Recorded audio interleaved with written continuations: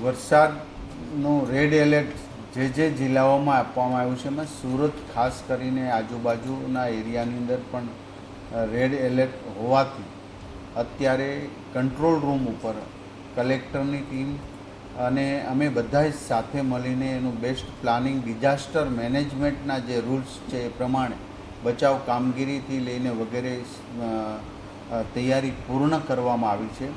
પરંતુ હું તમામ પરિવારજનોને વિનંતી કરું છું કે આજથી અત્યારથી 24 કલાક સુધી કોઈએ સેફ જગ્યાએથી બહાર જવું નહીં.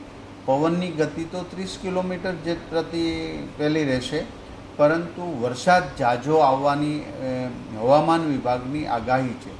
જેથી કરીને આ આગાહીને ધ્યાને લક્ષ્ય રાખીને આપણે એક પણ જગ્યાએ બહાર ખાડીના કિનારે પાણી જોવા, નદીના કિનારે પાણી જોવા કોઈ મહેરબાની કરી ન જવા એવી હું વિનંતી કરું છું. જેથી કરીને એક પણ માનવ મૃત્યુ ન થાય એ બહુ જરૂરી છે, કારણ કે એક વ્યક્તિને કોઈ તકલીફ ન પડે એ માટે પ્રશાસન આખી નાઇટ પણ કામગીરી કરવાનું છે.